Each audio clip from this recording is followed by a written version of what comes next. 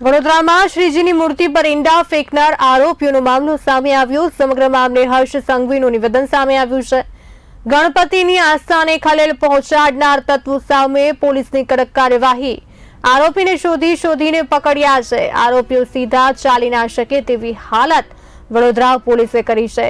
વડોદરા પોલીસને હું અભિનંદન આપું છું, હર્ષ સંઘવીનું કહેવું છે।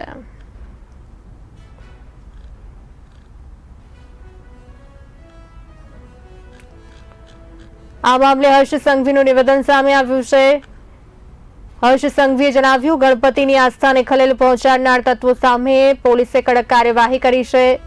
આરોપીને શોધીને પકડ્યા છે। આરોપીઓ સીધા ચાલી ના શકે તેવી હાલત વડોદરા પોલીસે કરી છે।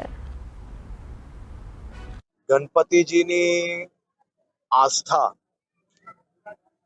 અને ગણપતિજીના આ સ્થાપના એ પોલીસ માટે સૌથી મોટી વ્યવસ્થાઓ જોડેના આ 10 દિવસના કાર્યક્રમ હોય છે। ગણપતિજીની આસ્થા પર ખલેલ પહોંચાડનાર એક બી વ્યક્તિને વડોદરા પોલીસે છોડી નથી। શોધીને સીધા પગે ચાલી ના શકે એવી વ્યવસ્થા કરનાર વડોદરા શહેર પોલીસને હું ખૂબ અભિનંદન આપું છું।